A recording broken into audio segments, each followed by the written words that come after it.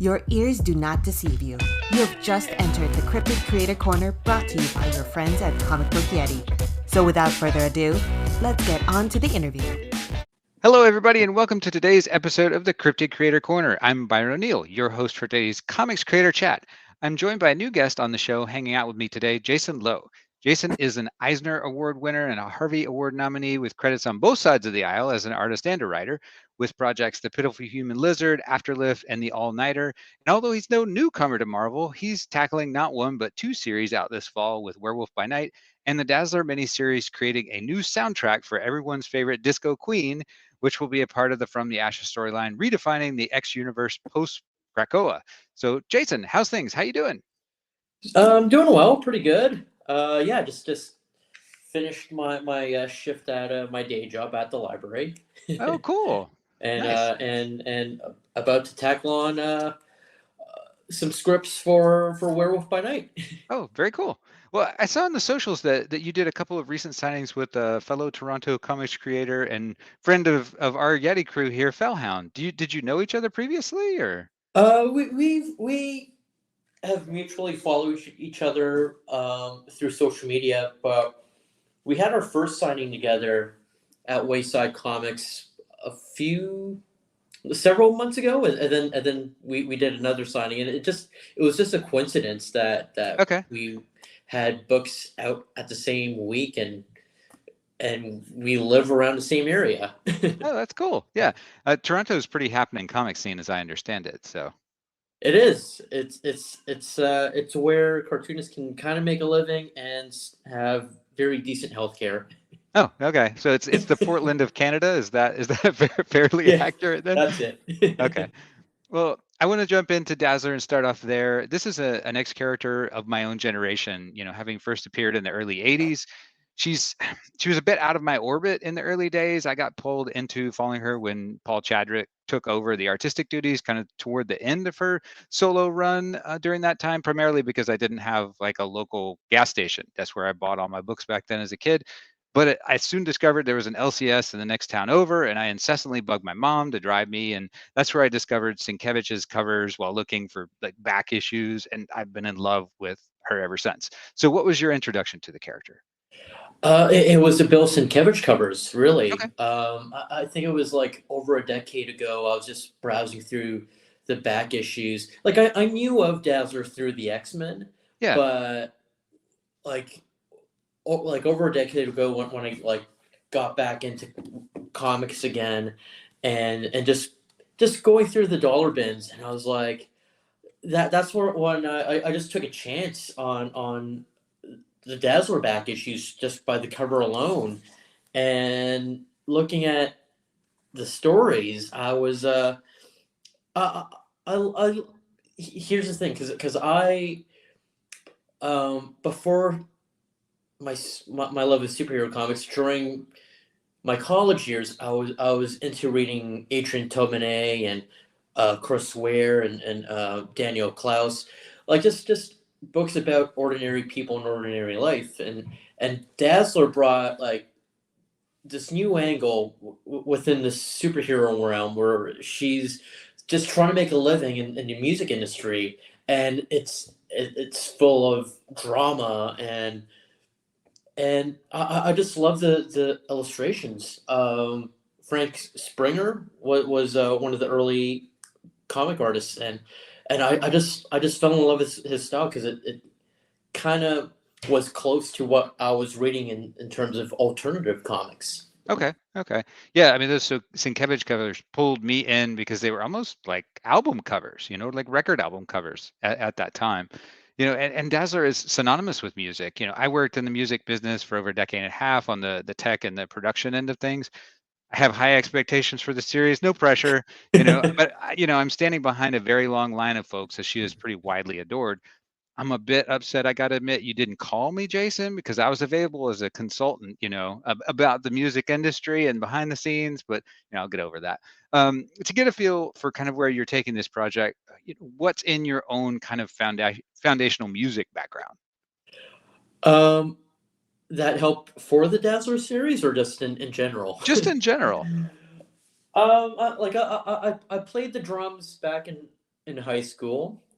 Um, I went through like an emo phase, a punk phase, and then listening to stuff like Elvis Costello, Oh, cool. Cat Stevens, the Zombies, um, and then just went all over the place, really. Like Okay. LCD Sound System. Like right now, well, actually, leading up to, but before I got accepted into the Dazzler series, I was already listening to some Taylor Swift's, Okay. thanks to my partner and Dua Lipa, and and then while I was working on a project, I was diving more into like uh, Phoebe Bridgers, Boy Genius. What else have I been listening? I've just been going all over the place, man. Okay. Well, out of that DNA that you're coming from in the background, it sounds like at least Taylor probably played somewhat of a significant role, in terms of kind of what you wanted to mirror in the character. Does that sound about right? Or Oh, for sure. I guess to be frank, uh, when when when Martin Burrow, the editor, reached out to me about this project, um, we were in the dark of what's actually going to happen with Deadpool versus Wolverine, but we took a gamble with the hype and rumors of Taylor Swift might be casted as Dazzler, and so we wanted to have the series ready for okay. that time, like after the movie came out, and and since I was already I was I watched the Eras tour and was listening to some Taylor Swift. I was like, this is I mean, like I kind of like the parallels that Taylor Swift has gone through in her career, almost similar to Dazzler, and it was just kind of easy to make some of these references and fit them in Dazzler's new story. Sure. Did you come up with original songs for this or? Oh yes, Oh, yeah. okay, okay. And it was all my idea, mainly because I thought I was in competition with maybe more suitable writers. So I was like, but I'm gonna go big here. Yeah. so yeah, I wanted to ensure my spot in the X Men's new era of from the ashes. So I was like, all right, like I don't think Dazzler has like any original songs made. So I'm gonna go that extra step, and I'm gonna like I think it can write a song for each issue, and it turned out I like for the first issue I wrote two. Oh, nice. Okay. Yeah, I know there's a fair bit of cross-pollination, which was normal between all the X titles. And in NYX, there's a scene with Prodigy sitting in his apartment with his boyfriend, and there's music playing in the background. Um, is that a Dazzler song? That's a sample from a Dazzler track that I wrote. Nice. Okay. Yeah. So when I joined the X Men team, I became part of the X Men Writers Discord. Yeah. So that's where we get to share ideas and future plans and see where we could like you know add some synergy within our books. And so I would share all my all the lyrics I would come up with, Okay. and Jackson like thought it would be cool that like well everyone thought this was cool that like these are songs that we don't have to worry about the license for because it's Marvel owns it now. Exactly. Exactly. And yeah, so Jackson and Colin fit that little excerpt of Rich Angel, a Dazzler original, in NYX station number one. Okay, cool. So my spotting was correct. I feel proud of myself. That's good. Yeah, yeah. Well, in that first NYX issue, Jackson had an interesting question in the letters section. So it's like, how do you build a community in diaspora? And it's something every writer contributing to From the Ashes will confront in some way. I've been on the road personally myself, although I don't know how much of this project will contend with that aspect, particularly of being a musician. It's tough being disconnected from friends and family at home. So especially for the artists themselves, it could be extremely isolating, despite being in front of potentially 40,000 people every night. So how are you kind of overcoming that challenge with the book and in building that community of something that potentially could be inherently on the road? So like there's a lot of pressure on Dazzler since she's like one of the very few mutants that is out there, out and proud. Right. While at the same time she's trying to please both her human fans and her mutant fans. So she's trying to ride that fine line without displeasuring either the fan base. And you know she says in her concert in issue number 1, like, this is the place where everyone's going to feel safe. This Okay. is the place where you can be yourself. And she, and you know, this is where she's going to protect everyone. And sorry, I lost my train of thought here, but yeah, Yeah. no, there's a lot writing on this. Like she knows like the responsibility that she's that's that she has to that she's writing with, because it's not every mutant can go out there and like celebrate who they are. Yeah. And so yeah, like the Dazzler concerts are the few places where people can celebrate their own identity. Yeah, it's a really interesting place because normal humans must kind of confront their adoration of her as a pop star and reconcile with her also being a mutant and potentially dangerous, you know. So in this heavily polarized time where musicians must contend with the ramifications of everything they do and say in real time, it can harm their lives and livelihoods. What was appealing to you specifically about putting her in that situation where confrontation is almost a foregone conclusion? Oh yeah, it's, you know, it's I think it's like an interesting story to tell. I mean, this is something that we've seen with all pop stars when they decide to take stands on things. And Right. you know, like Dua Lipa, like taking the stand on like, you know, believing in a free Palestine. And for Taylor Swift, like back in I guess in the 2016 election. Oh no, Yeah. or was it the 2014 election with Miss Americana, when she had to, you know, take his, like, tell her fans that she's not going to support Trump. Um, and you know, when you have like a bold belief like that, like you know that there's going to be some backlash from other fans.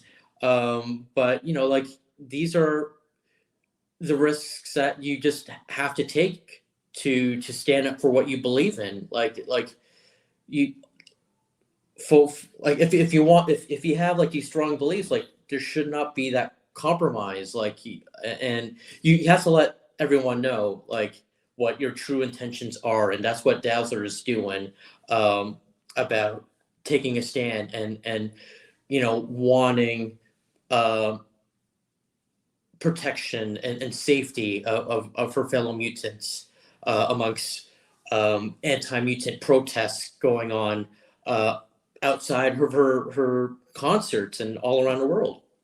Yeah, it's an interesting opportunity to kind of play with assimilation versus acculturation, right?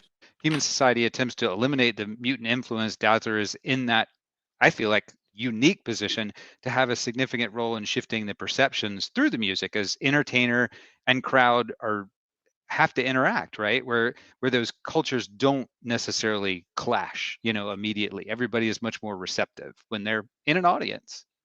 Exactly. And like her you know, her initial intention was like hoping to unite uh all the fans through her music, but you know, she's going to learn the hard way that she can't make everyone love her. Right. So and yeah, there's going to be some backlash, and also that's going to harm her tour throughout the series.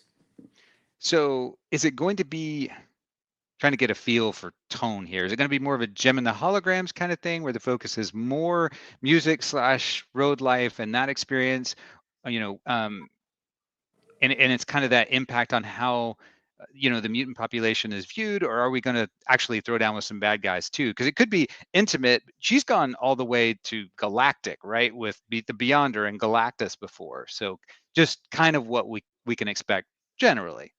I think I was able to get a I was able to fit a good balance of 50-50. Pretty much. Okay. Like you'll have a good share of the drama backstage of, like, the whole PR strategy of behind, like, how we should pivot her career, while at the same time, like, there are these evil threats that have made themselves known to shut her down.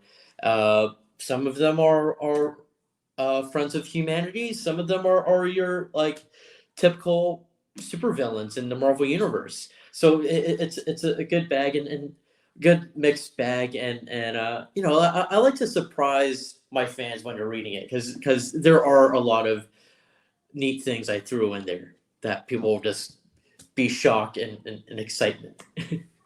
Well, you've talked about already her creating a safer space, because music has always been that safer space to explore the concept of sexuality, gender, identity, and all these things. Music tends to be ahead of its time, and she means so much to the queer community, specifically where being a mutant is an allegory for their own struggle for acceptance. She's pretty much, as you said, embodying being out at the moment in the From the Ashes storyline. And I'll be honest, I have no idea what the culture wars look like in Canada right now. Maybe I should be, more worldly aware, but kind of given the climate where seemingly half of America is currently scared of pronouns, how are we writing Allison to kind of pay respect to that queer fan base specifically? uh it's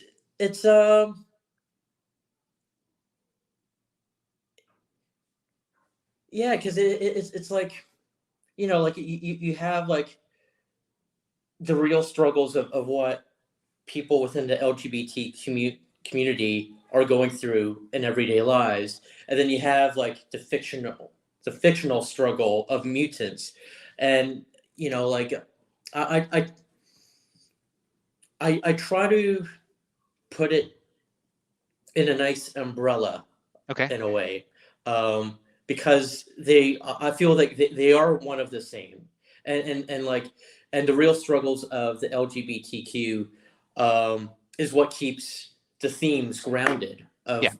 of what of the whole anti-mutant sentiment in this book.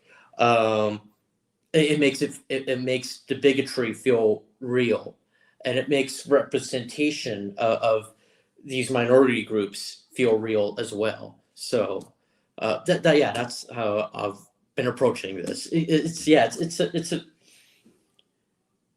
like, I also feel like like Dazzler myself, where it's like, like, you like, I'm writing her like she's this messy character that has good intentions, but she hasn't made the best decisions, but hopefully those good intentions shine through. Okay. I mean, Not that I'm yeah. joining Shield. I mean, it's tough because you're writing in a time where everything can be a catalyst, right? Taylor Swift's a great example.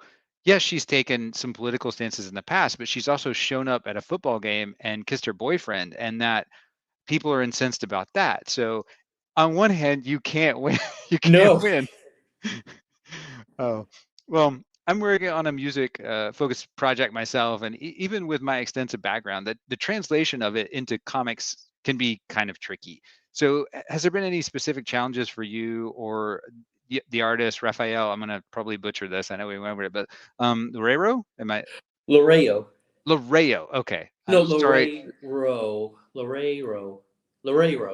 Okay. Raphael Lorero. Yeah. Got it. All right. Well, I apologize to Raphael for butchering that. Um, anyway, trying to present music on a page, the challenges of it. Is there anything specifically you've run up against that was particularly tricky? Well, writing her songs has been like solving the most advanced word game on the New York Times app. Like, like so like how I go about writing her songs, like I study a lot of like Taylor Swift and Dua Lipa songs, and as just studying the amount of syllables in each verse, the rhythmic patterns, and then you know, it's like a haiku in a way. So Gotcha. I would kind of like count the many syllables, and then I would jot down Dazzler's story notes, and try to, like, you know, write them poetically within these verses while fitting them in the right amount of verses, and then the rhyming part is another thing. Like you know, the last word of every verse, like trying to I'm using the thesaurus or rhymezone.com as my best friend to yeah, make the rhymes flow together, and it would be hours of like me just, you know, doing this with words, just like Gotcha. just mashing like Rubik's cubes to make sure they work fine, until, like, you know, I step back and then like read it again, and then feel like, yeah, like I feel like this is a song that I could like sing along to, like. Gotcha. Okay. So it passes the ear test. Exactly, yeah. Okay. Well, no judgment on my part. There's a reason I was backstage and working in production and that end of things, because there's no way I could write a song to save my life. It's not possible. But I used to like I used to love writing poetry in high school, like thanks to English and writer's craft, and yeah, that was I mean, not that like I did much about it like after school, but here I am now, like using those skills again for this book. maybe I'll go back and take a stab at it, because I used to really love haiku as a format. I'm a huge fan of Basho. I'll go back at night and just read Basho's haikus and stuff to just kind of chill me out sometimes. So, but I really like the balance of creators that are kind of working on the From the Ashes launch. There seems to be a nice harmony, kind of established folks and some newer faces that they're bringing in to work on the X titles. So, how did you kind of get recruited into this from the jump? um You kind of mentioned that you had a pitch essentially, and you went all in on that. well, I mean, for Dazzler, it just came out of nowhere for Dazzler. Okay.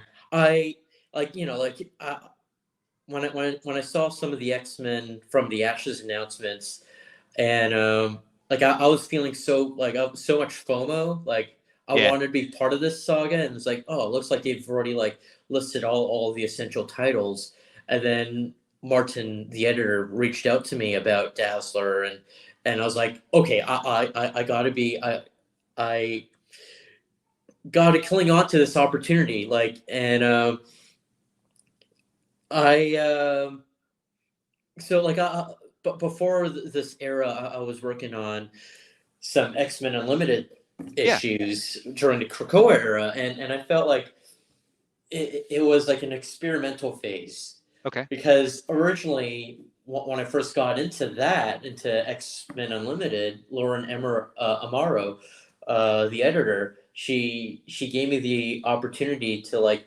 write 5 issues. I can pick any X-Men I want, and just tell the most fun stories, and that's what I did. Instead of Wolverine, Nightcrawler, Rogue, or all the big heavy hitters, I went with my favorite character, the master multitasker, multiple man, Sure. someone I can totally relate to as a cartoonist who, you know, does it all while working a full-time job at the library.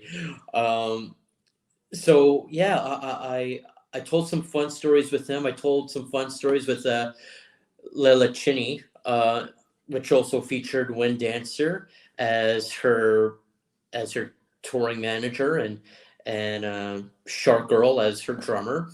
Yeah, that was just an interesting concept, like just putting Lila Cheney in this reality TV show, like a dating show where the contestant doesn't know that they're actually dating a pop star.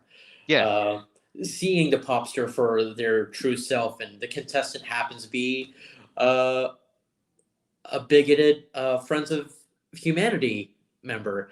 So it might have been like an issue like that might have that convinced Martin to think that I was the right approach for Dazzler, because he knew that I was going to deliver just something fun, and he wanted like just a fun series with Dazzler, and I was like, all right, you know what, like how about some fun, and how about some mystery, since I just came off of writing The Century, and I was kind of on this a bit of this mystery kick, since I was binge watching lots of Law and Order and Cold Case, and so I just wanted to, like, while I had that in my blood, I was like, let's just pour it on these pages of Dazzler. Did the Marvel Unlimited stuff allow you to flex kind of your writing muscles in a new way than some of your other projects? Just you worked on indie stuff where you get that freedom, but in terms of freedom at the big two, you don't hear a lot of, yeah, go for it, do, what do you throw it against the wall, see what sticks, what do you love to do, who do you want to write, you're always constraints. Because I think with X-Men Unlimited, and I think other people have kind of caught on, and I've noticed this myself, like earlier, was like this is like the training ground for like new talent to like just tell some bold stories that are very unconventional from the superhero genre, and I Lauren loved how I write my dialogue for characters. Like it just feels so heartfelt and just so wholesome and very grounded. Okay. So and that's that's what I did with Strong Guy and Multiple Man. Like they're having like a genuine heart-to-heart reunion, hanging out with each other, and like I treated that like these are the Abbott and Costello of X-Men. Like this like I'm playing with this little corner in the X-Men universe where like I get this little comedy / action and drama. Okay. Just to explore. Well, I don't normally solicit outside input for questions, but given how much people love Dazzler, I threw it out there on Reddit, just in the X-Men group, to see what people might ask if they had the chance. There's some good questions in there, and it's interesting because it wasn't the direction I anticipated. I anticipated a lot of Dazzler questions, but people wanted to know about everybody else. So one that stood out was, beside the history of Dazzler and Madrox, what was the reason we're blessed with more Strong Guy in the book? What is it about Guido that appeals to you so much as a writer? Well, okay. So the funny thing is, he was already initially in the startup package when Martin approached me. He was like I want, like he says, I want to see like a Dazzler series starring Domino as head of security and Strong Guy as like a roadie, and the thing was, like, Multiple Man was not originally part of the package. That's the perfect roadie. Yeah, he can do exactly. everything. He's the one-man production team. Right. He's the one-man security team. No, like I was like, you can't have Strong Guy without Multiple Man. Like, especially like since I'm writing this, like I want like there to be continuity within what I've been working on, and so the stuff that I've been working on, I want that to build up within the Dazzler series. Yeah, Strong Guy, he's great. I mean, like I've brought him. My goal within X-Men Unlimited was to like kind of like bring him back into just the wise cracking, want to like inspire aspiring stand-up comedian in the early Peter David days before he became the Lord of Hell. Again, it's just bringing a lighter tone to him alongside Multiple Man. And yeah, like he's a guy from he's a guy with a very thick New York accent. It's just fun to write. Yeah, I bet.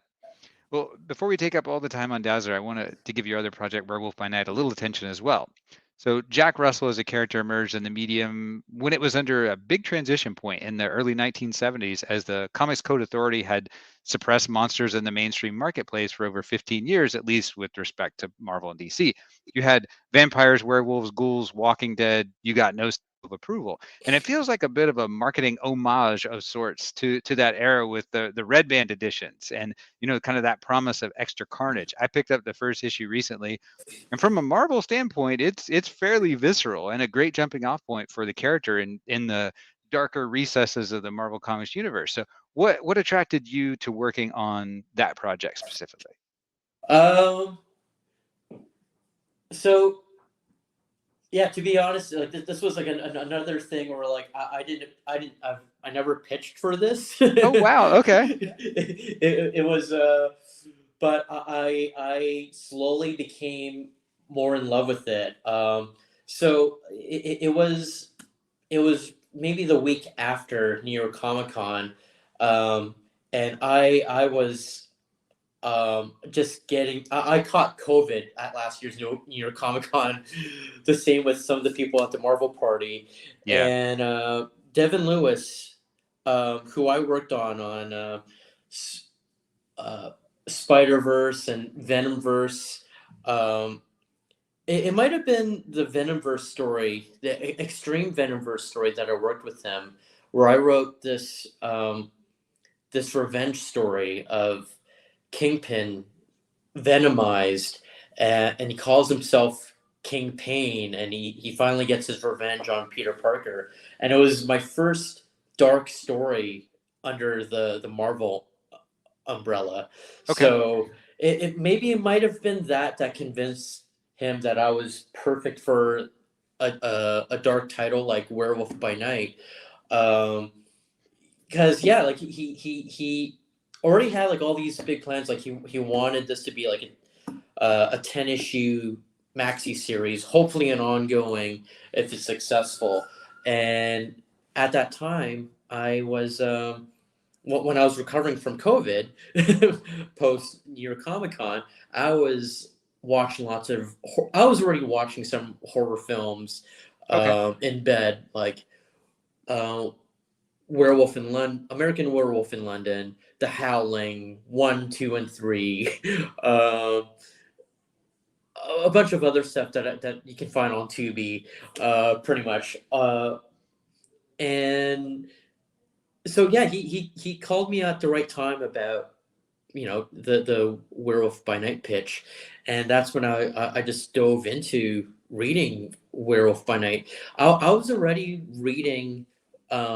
I was already a fan of some of the Marvel horror magazines like Vampire Tales, Dracula Lives, and Legion of Monsters. So that was a tone that I wanted to bring back into this contemporary era, but with a more modern edge.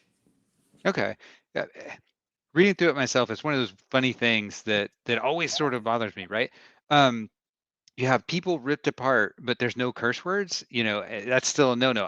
I know you have absolutely nothing to do with it, but it's always struck me as strange. I was recently reading a Batman Black Label book where he's traversing a bunch of impaled bodies in this underground grotto, right? But no swearing. That's too far. That's too far. It's funny because like when I was writing Werewolf by Night, Blood Hunt, and I thought that was going to be a Red Band book. Okay. I thought they were all going to be Red Band books. So I like there was like maybe like the fourth draft, and the fourth draft where it was like the second lettering pass where I forgot what the what the rules were for Red Band, and so I was like, what if I just fill in all the swear words?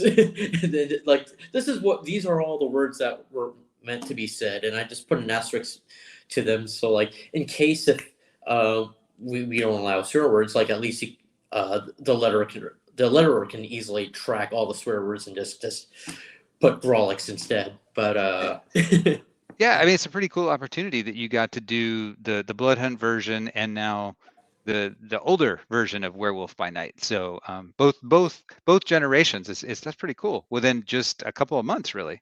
and they're all connected too. They're all Yeah, connected. Like we do have a big picture in mind that where these characters are going to eventually intertwine.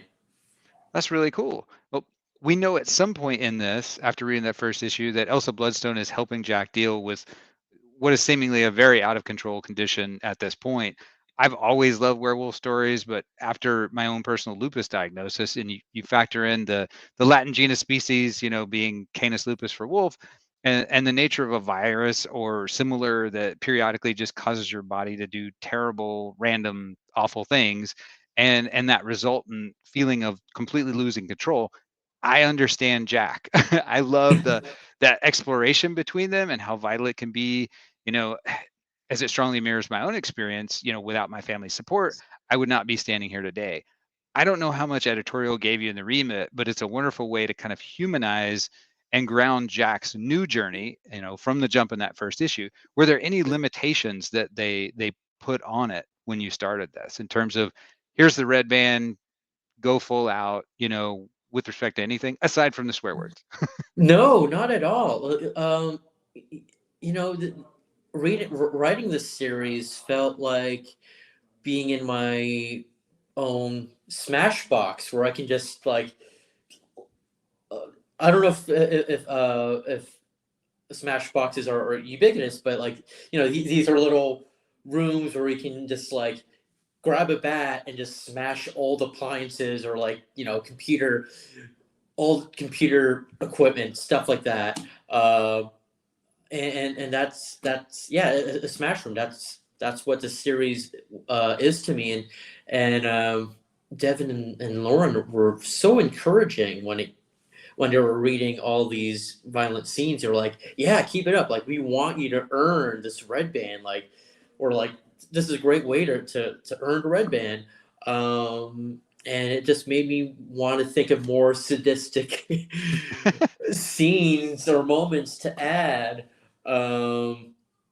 Yes, it's a lot of fun actually. There's actually been no holdback, but at the same time, like, I want to try to ground it with Jack's humanity, because like his that madness is not in his control, and he's him and Elsa are trying to find a way to solve that, or fix it somehow.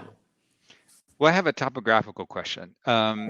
Where in the hell is Charmington, Colorado based off of? Because I lived in Colorado and I was a landscape photographer and I explored lots of recesses of the state. I'm fine with creative license. That's not a problem, but I just want to hear about the inspiration for kind of creating that locale in the book.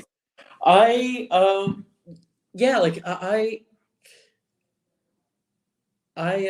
definitely wanted to set it in a small town in the Rockies, in the Colorado Rockies, especially since the castle that they're in was already established in the previous Werewolf by Night one shot. Um, and so, like, I wanted to just honor that story, like, as a continuation, but Sure. like, they were very vague with the location details. They just called it the Rockies, and I was like, all right, well, like, I want to, like, set it in a small town. Like, there is a small town across the river, um, and I also wanted to give Sergio some creative freedom, that this is an average small town, because I guess in my earliest drafts, I do have, like, I did have big plans for this town, and I didn't want to have it set in an actual town where like the whole village will come after me if Right. they don't like what they're reading. So yeah. Yeah. Yeah. Well, I mean, in a book like that, you might have some angry villagers with, torches coming after you. Nobody wants that. Have you ever heard of Bishop's Castle? No, where's that set? So you should check this out. One guy spent 60 years constructing this castle in the middle of nowhere in southern Colorado. That was what made me think about this. It's in a little town called Rye, which butts up against kind of the lower range of the Rocky chain. The Great Sand Dunes National Park is right on the west side of the mountains, as well as the UFO Watchtower, which is just outside of Hooper. There's a little town called Crestone, which has become this weird little spiritual mecca too. When I was shooting at Great Sand Dunes doing workshop stuff, I got a chance to get out to Crestone a couple of times. So there's a bunch of retreat centers where the land was freely given to these different religious groups, and it sets supposedly a convergence point for a bunch of ley lines. It's not my bag, but it's really interesting background stuff. Yeah. So they would make for a little bit of additional, I guess, some additional topography to the book if you're not done scripting yet. My uncle, my uncle is Bavarian, and when one time when I went to visit my aunt and uncle, and they live in Wiesbaden in Germany. Basically, there's castles everywhere. Yeah, There's just exactly. castles everywhere, and it's funny because not all of them are that significant. They're just like family castles at the time, and it was just interesting that just looking at a castle and like thinking, oh, is that like where like a king stayed or something? But it's like, no, it's like one of the noblemen or or whatever. They were. I have a feeling that they were like subconsciously. There was subconscious inspiration to me. Yeah, I'm sure. Well, I'll throw in a prognostication that you need not confirm or deny, but I would really personally like to see Ghost Rider make an appearance. Death Watch showed up in the first issue, Mhm. right? And so I'm really hoping, given that connection in the background, that Ghost Rider will show up. But we'll leave it there. You don't have to. You don't have to confirm or deny that. But yeah, there's a lot of really cool things you can explore with Man Thing, or I haven't personally, maybe he has, but I haven't seen Damian Hellstrom in a while either. So It's funny. I mean, like in my bag, I got a Hellstorm issue number 2 here. yes, that's a good series. That was the 90s, wasn't it? It is. Yeah. It's funny because I've been reading lots of like the Marvel horror from the 70s, but also like there's a lot of good stuff in the 90s because like they were like trying to launch their own like Vertigo line, like Yeah. with the Darkhold, with Vicky Monteza, the whole Road to Vengeance and Midnight Massacre, like all those dark events, like that was so cool. And I like to pull little things here and there, things that might have been forgotten, and bring them into the series. Yeah, well, that's awesome. I'm here for that journey. Well, I know you're super busy with everything you've got going on at the moment. There's a lot of stuff coming out. It feels like it's been a really big year for you already. Anything else that's coming out soon we should be aware of that's on the horizon? Yeah, in October, I also have this book that I illustrated, called Hulk Not Smash. It's the Marvel way for self-care. Okay.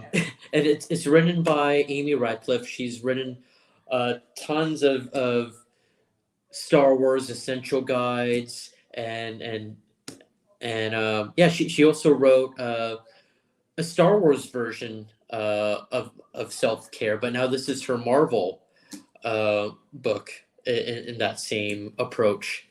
And yeah, I got to illustrate all these popular characters I didn't get a chance to draw yet in the 616. Doing some, meditation and yoga and all those enlightened exercises.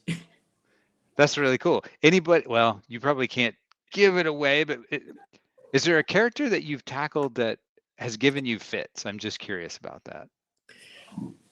That has given me fits in Yeah, a just your. way where thinking. Oh, you know what? I mean, I mean, I did write Iron Fist 50th anniversary that just came out a couple weeks ago, and I am planning a follow up Okay. to Danny Rand's next chapter. So I had to read a lot of Iron Fist just to make sure I got his lore right, because there's a lot Yeah. of backstory to that one character compared to everyone else. It's funny because like he's got so much history. I mean, well, his origins of power has so much history um, that don't affect with most of the Marvel universe. Like it's mostly isolated in Kunlun, and yeah. So I've been reading lots of that, and it's something that I spent weeks on, maybe over a month, and it's like something I can't even talk about or share of like what I've learned from his origin, because it's also something I have to keep a secret as well of Of like course. what his next his future holds. We are well used to. I cannot talk about that right now, so that's not a problem. Where can people find you online? You can mainly find me on Instagram. Jason Loo makes comics. Instagram. You can find me on Twitter at rebel_LOO. Yeah, I mean those are the most active places I'm at, and yeah, I'm sure you can find me by name anywhere else. I'll put all the links in the show notes so it's easy to find you. Give Jason a follow, everybody. I'm really hype on the Dazzler series and where you were taking this. It sounds like a lot of fun and totally up my alley.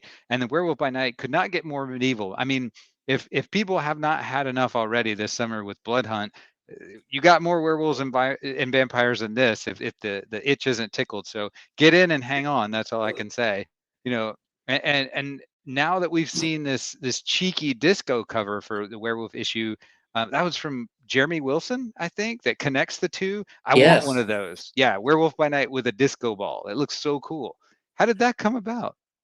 that was a surprise. I found out the same time everyone else found out. Like I just went on my Instagram and I saw this whole Disco Dazzler variant campaign. I Yeah, was like, wow, this is awesome. Like that they're really campaigning for this series debut success. So hopefully this will drive lots of sales numbers for this series to continue on and be maybe an ongoing. We'll see.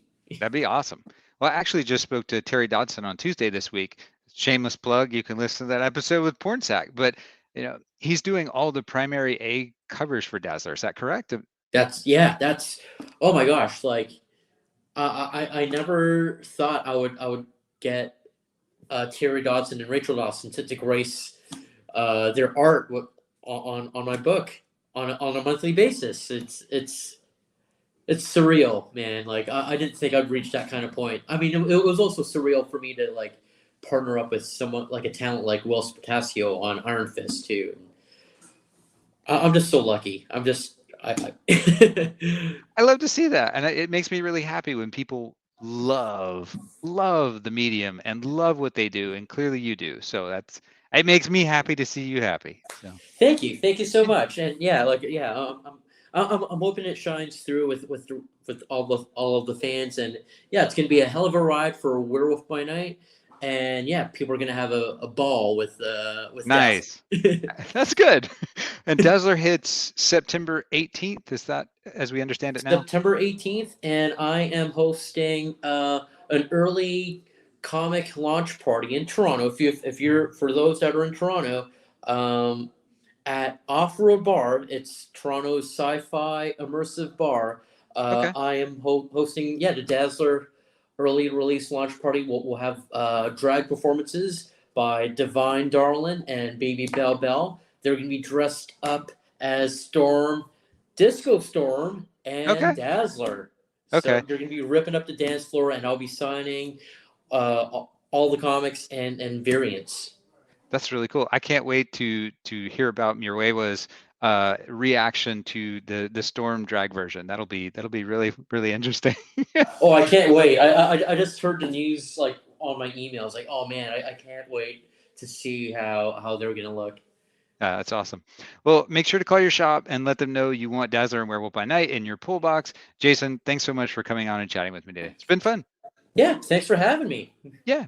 Well, this is Byron O'Neill on behalf of all of us at Comic Book Yeti. Thanks for tuning in, everyone, and we will see you next time. Take care, everybody. Cheers.